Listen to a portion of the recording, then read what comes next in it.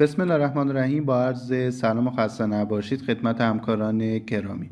بنده حمزه قریشی هستم. با جلسه اول دوره آموزشی کای مستر در خدمت شما بزرگواران هستیم.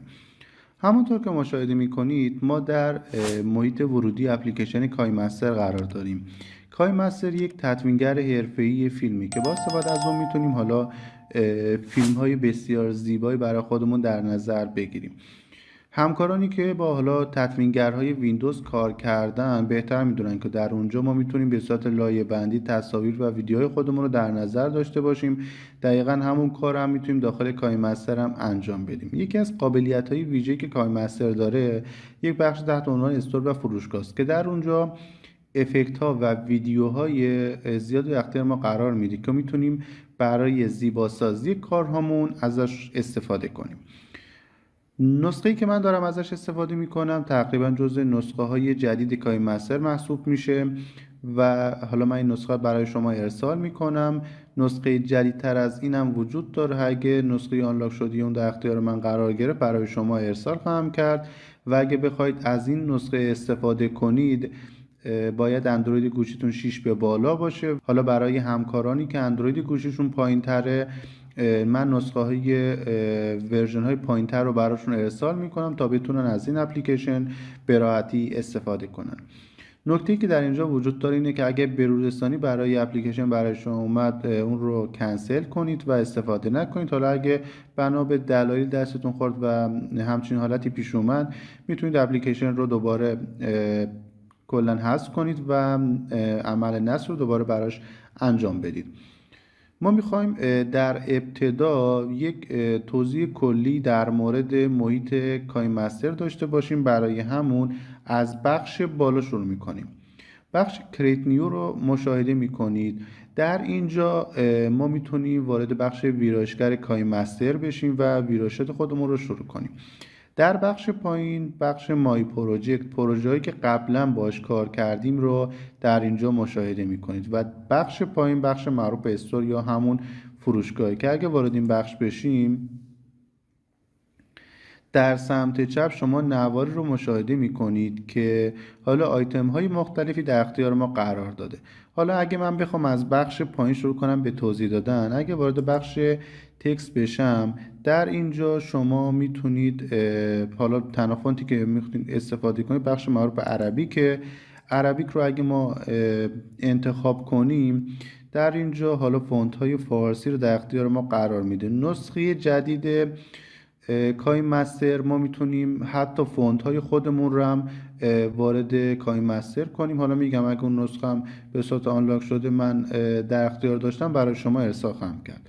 حالا فونت های فارسی که در اینجا قرار داره شما میتونید هر کدوم که دوست داشتید انتخاب کنید و از این بخش شما دانلود رو میزنید و به صورت پیش‌فرض برای شما دیگه خودش عمل نصب رو انجام میده. به این صورت هر فونتی که شما دوست داشتید میتونید انتخاب کنید و دانلود رو میزنید و خودش نصب رو انجام میده و میتونید بعداً داخل کارهاتون استفاده کنید. بخش بعدی مربوط به تصاویر مختلفی در اختیار ما قرار داده که شما میتونید هر کدوم از اینا رو انتخاب کنید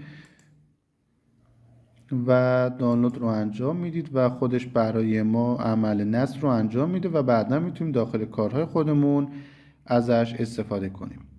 خب وقتی که این بخش تموم بشه خودش به صورت خودکار نصب خواهد کرد و میتونیم بعدا داخل کارهامون استفاده کنیم. خب بخش بعدی مربوط به ویدیو. در این بخش حالا اگه مشاهده کنید یک نوار دیگه برای ما اضافه شده که حالا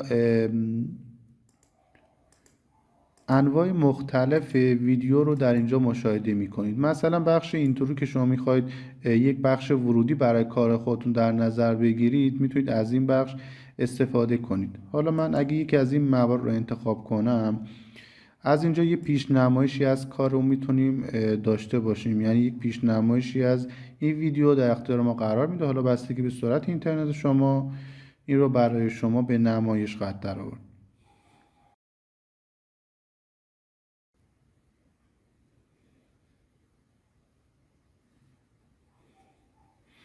خب به این صورت شما میتونید تصاویر و ویدیوهای مختلف رو هر کدوم که خواستید عمل دانلود رو انجام بدید و برای شما نصب میشه و داخل کارهاتون میتونید ازش استفاده کنید. حالا هر کدوم از این بخش ها رو ما بعدا استفاده خواهیم کرد و حالا بخش مربوط به پرده سبز و میتونیم داخل کارهامون برای زیباسازی از اونها استفاده کنیم.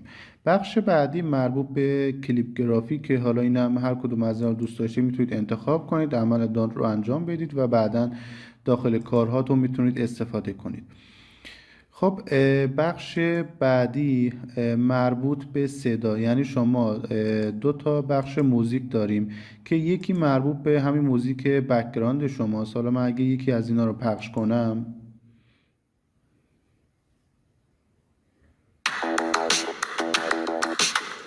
به این صورت شما هر کدوم از این موارد رو میتونید از این بخش پخش کنید و اگه خوشتون اومد دانلود رو میزنید و برای شما نصب میشه و بعدا میتونید استفاده کنید.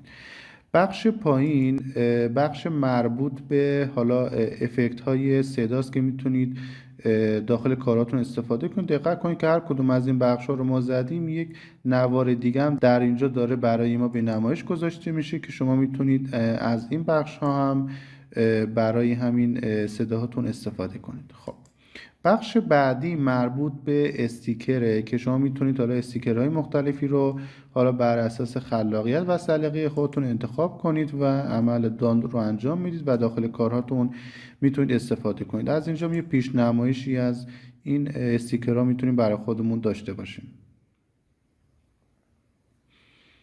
خب به این صورت میتونیم از کارهامون یک پیشنمایشی داشته باشیم. بخش بعدی مربوط به ترانزیشن، حالا نحوی انتقال از یک تصویر به تصویر دیگه، از یک تصویر به یک ویدیو باشه یا از یک ویدیو به ویدیوی دیگه. حالا میتونید هر کدوم از اینا که برای شما مناسب بود داخل کاراتون استفاده کنید. حالا اگه یک پیشنمایشی هم از این ترانزیشن بگیریم بهتر متوجه خواهید شد. یعنی میتونید تصاویر مختلف رو بینشون یک ترانزیشن ایجاد کنید تا حالا به سبک حرفه‌ای برای شما این عمل انجام بشه.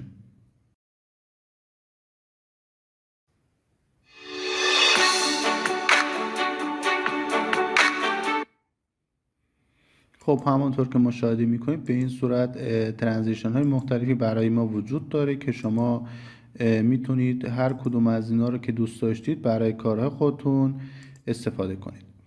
بخش بعدی مربوط به افکت هاست که هر کدوم از این حالا افکت ها رو شما امتحان میکنید و اگه متناسب با کارتون بود میتونید داخل کارهاتون ازش استفاده کنید. یه پیشنمایش از اینجا میتونید ببینید و حالا اگه متناسب با کارتون بود میتونید داخل کارهاتون استفاده کنید. اینا واقعا افکت هایی هستن که زیبایی خاصی به کاراتون میدن.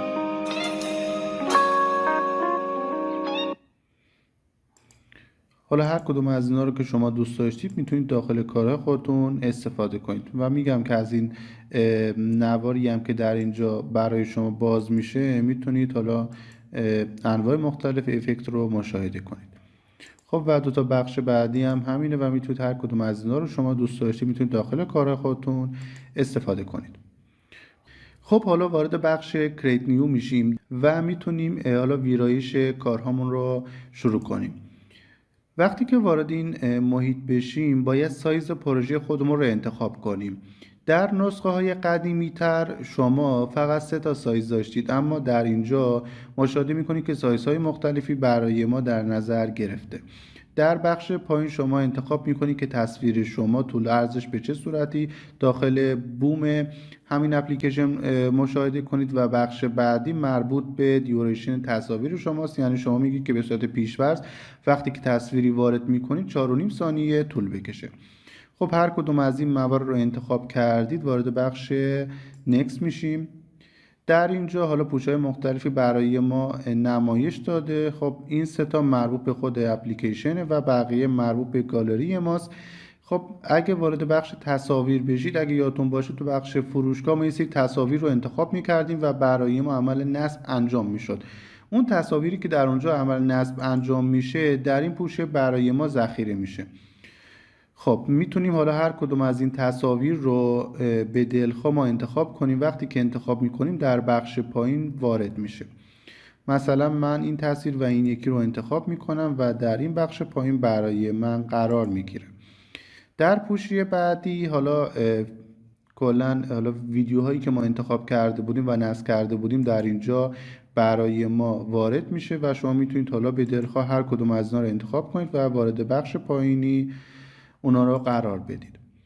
پوشی بعدی پوشی علاقه‌مندی هاست، یعنی اگه شما فیلمی داشتید یا تصویری داشتید و میخواید اینو همیشه استفاده کنید برای دسترسی سریعتر، مثلا اگه من وارد همین بخش پوشی تصاویر بشم و بگم که این تصویر رو من میخوام همیشه انتخاب کنم، انگشتتون رو چند ثانیه روش نگه میدارید و این حالت برای شما ایجاد میشه. خب روی همین ستاره یه بار کلیک میکنید و وقتی که به این حالت در اومد دیگه داخل پوشی علاقه‌مندی ها برای ما ایجاد شده. اگه دقت کنید الان در اینجا برای ما وارد شده.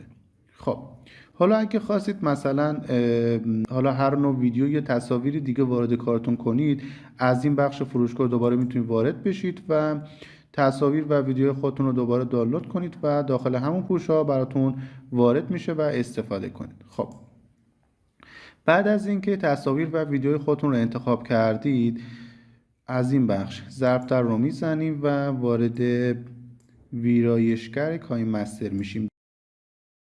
خب در بخش پایین ما تایملاین رو داریم که در اینجا زمانبندی پروژمون برای ما مشخص شده و میتونیم کارهامون رو به صورت خطی و لایه‌ای برای خودمون در نظر بگیریم.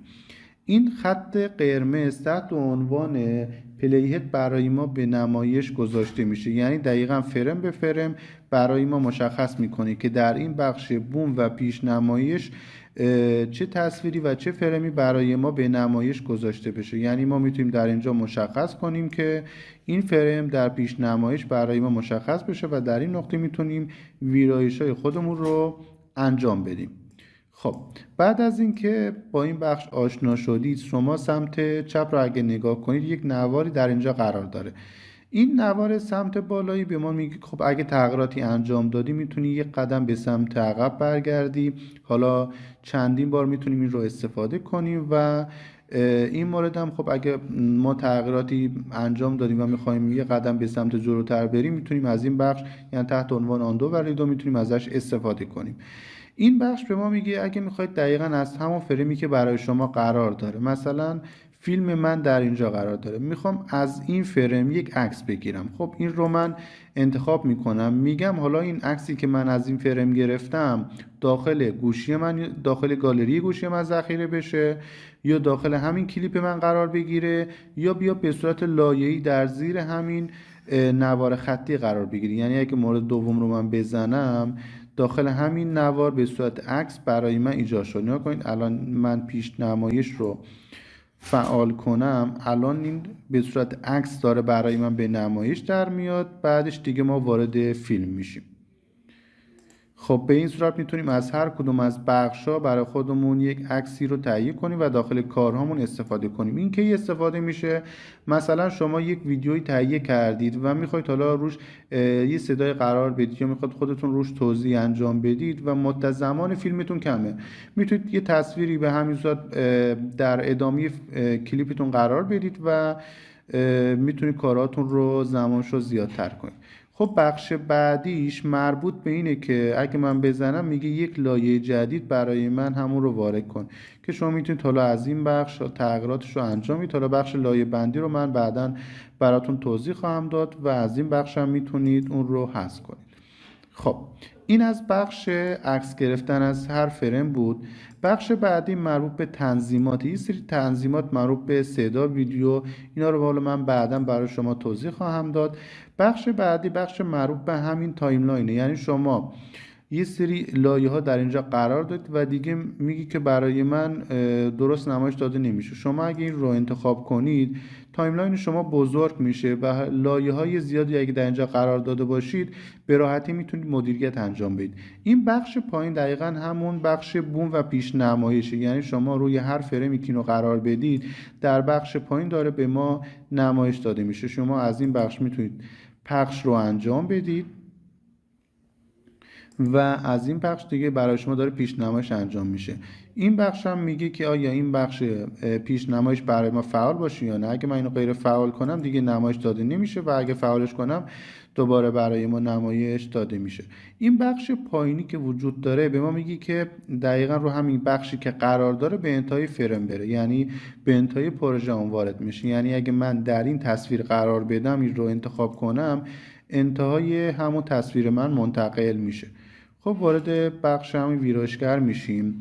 پس تا اینجا شما این بخش زمانبندی و تایملاین اپلیکیشن رو آشنا شدید، بخش بوم اپلیکیشن رو یا پیشنمایش رو آشنا شدید، بخش پلی هد اپلیکیشن رو آشنا شدید و با این بخش هم آشنایی نسبی پیدا کردیم.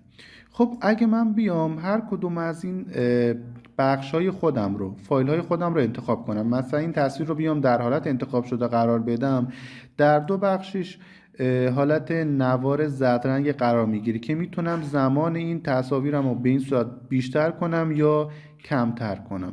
به این صورت به صورت خودکار خودش فرم هایی بهش اضافه میکنه.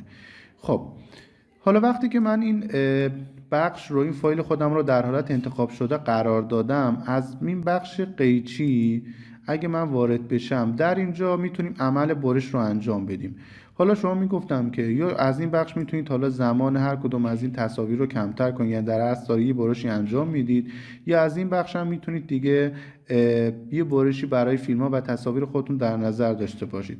این مورد اولی میگه کلا سمت چپ پلی هد خودم، یعنی اگه پلی هد من در اینجا قرار داره سمت چپش رو کلا بیا برای من عمل برش انجام بده. اگه مشاهده کنید به این صورت برای من کلا کات شد. اگه من به عقب برگردم به این صورت مشاهده میکنید. خب من پلی هدم رو در اینجا قرار میدم، به من میگه که حالا سمت راستش رو بیا برای من عمل کات رو انجام بده. به این صورت مشاهده کردید که در اینجا قرار گرفت. بعد از اینکه شما حالا هر کدوم از اون رو انجام دادید، مثلا سمت راستش رو اگه برش انجام دادید، برای اینکه اعمال بشه خب تایید رو بزنید تا به این صورت برای شما اعمال بشه. خب من دوباره این رو در حالت انتخاب شده قرار میدم، وارد بخش قیچی میشم.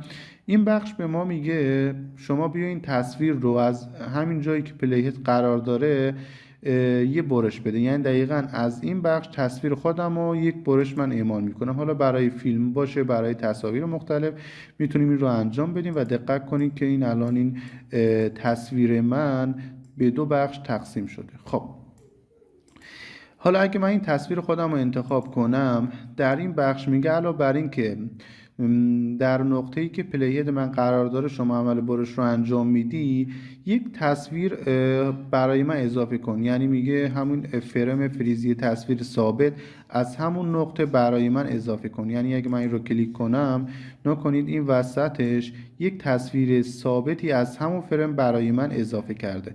خب اگه برای اینکه متوجه بشید، من اگه روی این فیلم قرار داشته باشم، خب نگاه کنید الان این فیلمه، از این بخش من پخشش کنم داره حرکت میکنه.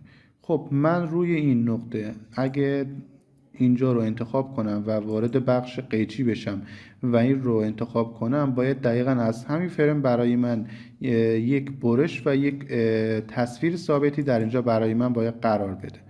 خب نگاه کنید الان اینجا فیلمه و بعدش یک تصویر ثابتی ازش باید برای من اعمال بشه. شما یعنی از این ور ما بیایم پخش رو انجام بدیم، فیلم داره نمایش داده میشه، بعدش یک تصویر ثابتی برای ما ایجاد شده و دوباره ادامه فیلم رو ما خواهیم داشت. خب وارد این بخش میشیم. پس بخش قیچی رو ما کامل برای شما کات کردن رو توضیح دادیم. بخش بعدی اگه وارد بشید بخش مربوط به زومه. یعنی اگه من خب یک فیلمی داشته باشم، حالا من یک تصویر رو برای خودم در نظر بگیرم تا بتونم بهتر براتون توضیح بدم. این تصویر رو شما در نظر بگیرید. خب وارد این بخش زوم بشیم، میگه شما بخش شروع و بخش پایانی رو برای من مشخص کن. یعنی شروع تصویر شما به چه صورتی باشه و پایان تصویر شما به چه صورتی باشه. خب وقتی که در این حالت قرار داره، شما با دو تا انگشتتون این بخش پیشنمایش رو اگه تغییر بدی و به این صورت قرار بدی و بخش انتهایی هم به این صورت قرار داره. من اینجا دکمه تایید رو بزنم، یک پیشنمایش از کارون بگیریم، به این صورت برای من یک حالت بزرگنمایی اتفاق میفته. خب اگه وارد این یکی تصویرم بشم و در حالت انتخاب شده قرار بدم و وارد این بخش بشم، دوباره اینجا به جای اینکه این تصویرم رو کوچیک کنم، بیام بخش انتهایی تصویرم رو کوچیک میکنم. نکنید. خب تایید رو میزنم. حالا این یکی تصویرم ببینیم چه اتفاقی براش افتاده. من میام از ابتدا دوتاشو با هم دیگه مشاهده میکنم. نکنید این تصویر من داره بزرگ میشه، این تصویر من داره کوچیک میشه. به این صورت ما میتونیم برای کارهامون همچین حالتهایی رو هم در نظر بگیریم. خب حالا این یکی تصویر خودمون رو در نظر بگیریم، وارد این بخش میشیم. در اینجا مثلا من میخوام این تصویرم بزرگ باشه و فقط مثلا این حالت داخل کادر من باشه و بقیه بخشا نمیخوام داخل بوم و کار من دیده بشه و میخوام در ابتدا و انتها به همین صورت نمایش داده بشه. خب این بخش مساوی رو من اگه بزنم، به این صورت بخش ابتدا و انتهایی من به یک اندازه خواهد بود. یعنی اگه شما یک پیش نمایشی از اینجا داشته باشید، نگاه کنید ابتدا و انتها به همون صورت بود و هیچ تفاوتی در اینجا نداشتیم. خب اگه این تمام بشه، نگاه کنید به این صورت ثابت برای ما باقی مونده. خب حالا اگه یک بخش بعدی رو ما برای خودمون انتخاب کنیم، در اینجا میتونیم عمل روتیت و چرخش رو انجام بدیم، یعنی از راست به چپ یا چپ به راست میتونیم چرخش برای تصاویر و فیلم های خودمون داشته باشیم. میگیم از بالا به پایین یا از پایین به بالا برای خودمون چرخش ها رو میتونیم در نظر بگیریم. به این صورت میتونید تصاویر و فیلم های خودتون رو عمل چرخش براش انجام بدید و بعد اینکه تغییرات رو انجام دادید تایید رو میزنید تا تغییرات برای ما ایجاد بشه. خب دوباره در حالت انتخاب شده قرار میدم. در این بخش کلیپ گرافیک که شما در بخش فروشگاه همین رو داشتید، در اینجا شما میتونید هر کدوم از این موارد رو انتخاب کنید و برای کارهاتون یه همچین حالتهایی رو در نظر بگیرید. حالا اگه من یک تصویر رو انتخاب کنم شما بهتر متوجه میشید. خب اگه من این تصویر رو انتخاب کنم و در حالت انتخاب شده باشه، وارد بخش کلیپ گرافیک بشم، مثلا این حالت رو انتخاب کنم، به این صورت اگه اینجا مشاهده کنید این حالت داره برای تصویر من اعمال میشه. حالا شما میتونید هر کدوم از این موارد رو متناسب با کارتون انتخاب کنید. خب میتونید هر کدوم از این موارد رو متناسب با کار خودتون انتخاب کنید و میایید انتخاب میکنید که این افکت شما در کدوم زمان اعمال بشه. یعنی از بخش پایین میتونید مشخص کنید که مثلا در اینجا هیچ چیزی وجود نداشته باشه. اگه من تایید رو بزنم، نگاه کنید، خب یه پیش نمایش از کار رو میگیریم. وقتی که وارد این بخش میشه یه لحظه برای ما نمایش داده میشه و بعد غیر فعال میشه. پس به این صورت میتونید برای کارهاتون هم افکت های خاصی در نظر بگیرید و این بخش اینقدر گسترده است که تصاویر زیادی رو در اختیار ما افکت های زیاد در اختیار ما قرار میده و شما میتونید برای کاراتون و زیباسازی کاراتون ازش استفاده کنید. بخش بعدی مربوط به حالا فیلتر رنگ هاست که شما میتونید حالا به این صورت تصاویر خودتون رو هر رنگی داشتید براش حالا فیلترهای مختلفی رو لحاظ کنید. از این بخش هم حالا میتونید این رو تغییر بدید و هر کدوم از این فیلترها رو دوست داشتید میتونید برای کارا خودتون در نظر داشته باشه و بعد اینکه فیلتر مورد تایید شما بود تایید رو میزنید تا برای شما اعمال بشه. دوباره این تصویر رو من انتخاب میکنم. بخش بعدی بخش ادجاستمنت هاست که در اینجا شما میتونید حالا ترکیب رنگ های تصویر یا ویدیو خودتون رو تغییر بدید. همون حالا بخش های کنتراست، شفافیت و این موارد حالا بر اساس سلیقه خودتون میتونید هر کدوم از این موارد رو اعمال کنید و برای تصاویر خودتون در نظر بگیرید. دوباره من یکی از این بخش رو انتخاب میکنم. بخش بعدی شما اگه این بخش رو فعال کنید یک حالت سیاه مانند اطراف کادر ایجاد میشه. خب مثلا من این رو تایید بزنم، بیام روی این یکی در حالت انتخاب شده باشه و این بخش رو من فعال کنم، نگاه کنید دورش یک حالت هاله‌ای سیاه برای من ایجاد میشه و به این صورت میتونم برای کارهای خودم یک حالت زیبا ایجاد کنم. خب ما تدریس خودمون رو در اینجا نگه می‌داریم و با جلسه بعدی تدریس خودمون رو ادامه خواهیم داد. امیدوارم از مواردی که در این جلسه آموزش داده شده نهایت استفاده رو ببرید. خدا نگهدار شما.